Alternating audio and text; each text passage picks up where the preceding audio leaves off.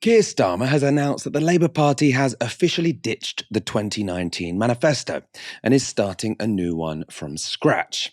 The revelation came in an interview he gave to the New Statesman, an interview sponsored by arms dealer BAE Systems, something we would never do because we're supported by you. Starmer was asked how his political views have changed over time, and this is the answer he gave. If you don't change your views as you experience life, then you're probably not going to get very far. And I've always been amused by this. People sort of drag out something that you said 40 years ago and say, well, you changed your mind on that. Of course I have. I've changed my mind on loads of things.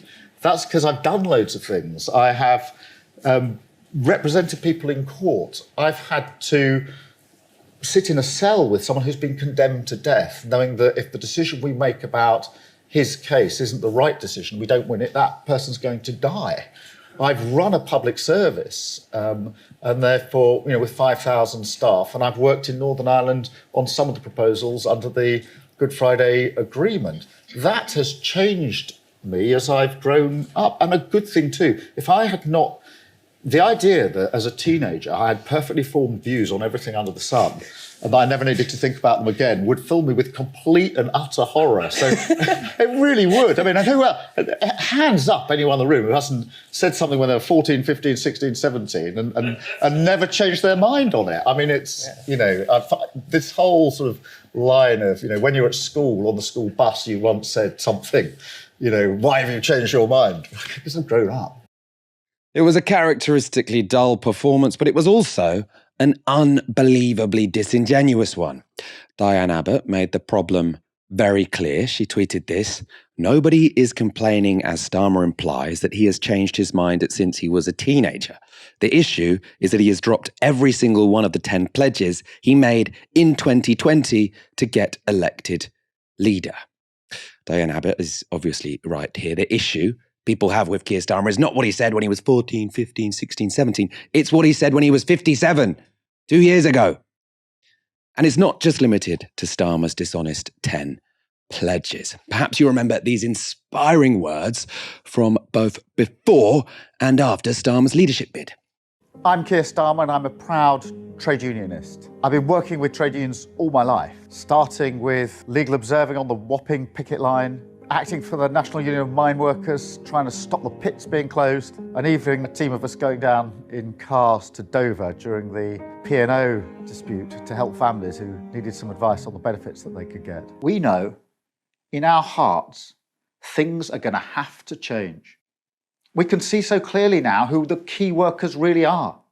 When we get through this, it'll be because of our NHS staff, our care workers, our ambulance drivers, our emergency services, our cleaners, our porters. It will be because of the hard work and bravery of every key worker as they took on this virus and kept our country going. For too long, they've been taken for granted and poorly paid. They were last, and now they should be first. Now, maybe I'm mistaken, but Starmer didn't look like a teenager in that video. He didn't look 14, 15, 16, 17. And he also wasn't a teenager when he made this one of his 10 pledges. So this was number 7, to strengthen workers' rights and trade unions. And he says he will work shoulder to shoulder with trade unions to stand up for working people, tackle insecure work and low pay, repeal the Trade Union Act, oppose Tory attacks on the right to take industrial action, and the weakening of workplace rights. That was Keir Starmer just 2 years ago. Not a teenager, but aged 57. Yet this was Starmer as leader just 2 years later, when rail workers were striking to protect their pay. I am against the strikes. I do not want the strikes to happen. I want the parties to get round the negotiating table and to resolve them. Now, that to me doesn't sound like someone maturing out of the dreamy ideas they had in their youth.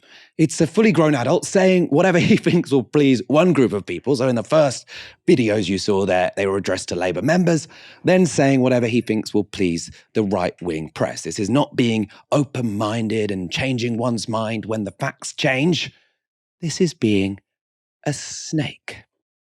And as you'll know, this isn't the only example of Starmer's dishonesty. Here's more of Starmer during the 2020 leadership election. Well, look, the attacks on Jeremy Corbyn in that election we've just had were terrible. And they came back at us on the doors.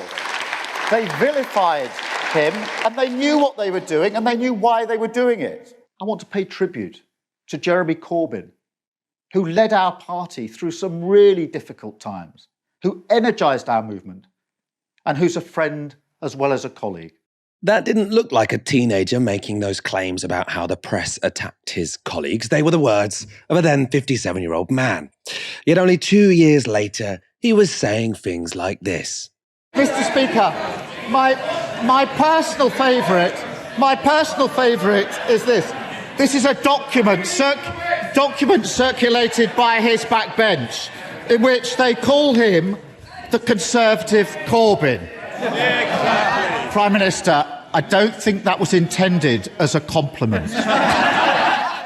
And we've got just one more for you. Not because there's any shortage of these kinds of U-turns, but because we don't have all night. This was the fully grown Starmer stating his position on nationalisations during the leadership campaign. I'm asking you to raise your hands. When you go into the next election, would you have any of these in your manifesto potentially? First of all, raise your hands if you're into scrapping tuition fees. That's everyone. Renationalising water and electricity. Yeah. And here's the leadership pledge. This is Pledge 5, common ownership. Public services should be in public hands, not making profits for shareholders. Support common ownership of rail, mail, energy and water. End outsourcing in our NHS, local government and justice system. Now, fast forward to 18 months later, this is what a matured Starmer had to say. Will you nationalise the big six energy companies? Well, the immediate problem with the energy companies is how we ensure the supply of energy through the winter and into next year, and to do that without raising the prices for working people. So that is an immediate issue. That is the immediate principle. But I'm asking you a big principled question. Will you nationalise the big six energy companies, yes or no? No. No, you will not. This is what you said as part of your 10 pledges. Public services should be in public hands, not making profits for shareholders. Support common ownership of rail, mail, energy and winter. You promised that 18 months ago, and now you're saying no. Why? I don't see nationalisation there. There is what else does public hands mean? There's a world. Well, public services should be in public hands, but when it comes to something like energy, we've got an immediate problem in the next few months that we've got to solve. And then when it comes to common ownership, I'm pragmatic about this. I do not agree with the argument that says we must be ideological. Look what happened. So what does common ownership mean if it doesn't mean nationalisation? Look what happens when we're ideological about this. Track and Trace put into private sector £37 billion when we were arguing it'd be better in the public sector with local authorities. So I'd be pragmatic about it. And where common ownership is value for money for the taxpayer and delivers better services, then there should be common ownership. Poor Ed Miliband believed you when you said that, and he was asked on Newsnight just the other day about this exactly. And he said, we're in favour of common ownership, absolutely. Wait for the conference, but Keir Starmer said in his leadership campaign he was in favour of public ownership. We haven't changed that commitment. Moya, I want your take on this. Who does Starmer think he's kidding when he thinks the questions about his integrity refer to what he believed as a teenager, not what he pledged just 2 years ago? He's kidding himself. That's the person Keir Starmer's had to kid throughout his leadership tenure, because he's U-turned on so many things and he's abandoned the sort of principles he said he'd held dear for the entirety of his sort of like political life and consciousness. And I think it's quite clear that to do that, he's had to kid himself. He's had to lie to himself about what he really believed. I don't even know if he's done it in a really active sort of Machiavellian sense, because I don't think he's that adept at politics to do it in that way. You take someone like Boris Johnson, who failed upwards, but has a real like deep down political cunning, and he knows how to deliver his lies and sell his lies and act in a way where the public just accept that he is a liar and are like, oh, that's just Boris. Boris is a liar. Keir Starmer can't do that. He doesn't know how to maneuver. And I think something that people need to understand about him is he's extremely thin-skinned at the same time while having a huge ego, which leads to a really terrible sort of combination of traits as a political leader. And he's made all these U-turns because he's also desperate to get sort of favorable press and be liked. But at the end of the day, he doesn't really know how to appeal to the general public because he's so desperately, craving their approval. They can smell it on him. And therefore they won't get it. It's like an animal, they can smell fear on you. And Starmer really fails in any sort of like charisma, ratings. No one can remember him. There was the recent by-election up in the north, and where they were like polling people about Keir Starmer, and it was just dreadful. The results were absolutely dreadful. Nobody had really any strong feelings about him. He is a charisma vacuum, and so the person he is kidding ultimately always has to be Keir Starmer because he's the only one who still cares about Keir Starmer. It's interesting when you see a Dan Hodges take you agree with. And there was actually quite a good one after Keir Starmer made that comment, because he was saying, he recognised that the issue was not that. Also, no one talks about what Keir Starmer thought as a teenager. This is a complete non sequitur. Like, no one cares, right? The only thing people are criticising him is for changing his mind over the last 2 years. And what Dan Hodges was saying is, look, it's obvious what's happened. It's not Keir Starmer has responded to facts changing. If anything, strikes are way more justified now than they were 2 years ago because inflation is at 10%. So workers are facing pay cuts. It'd be pretty bizarre to say you're in favour of strikes when inflation was 2% and wages were, for a rare period kind of catching up, and say, oh, you're suddenly against them when wages in real terms are massively declining. The facts have not changed. If anything, they've made strike action ever more justified. So what Dan Hodges was saying is that what's clearly happened here is that Keir Starmer was willing to say anything to get elected to the Labour membership. And the problem for him now is that when he makes whatever commitment he makes going into a general election, why should anyone believe that he is saying anything for any other reason than that he wants to please the electorate? He wants to please the people who will get him elected. And we know that he doesn't have any shame about breaking his promises. So why should you believe this guy? Boris Johnson, we talk a lot about how he's sort of a shameless liar. Keir Starmer is also, quite frankly, a shameless liar. Right? He may not be as vicious and vindictive as Boris Johnson, but he is dishonest, right?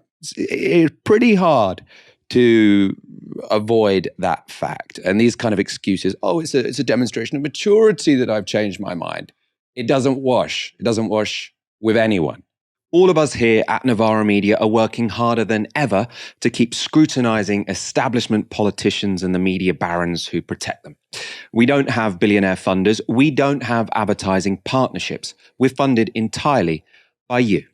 If you've ever thought about supporting us, now's the time to go to novaramedia.com/support and donate anything you can from just £1 per month.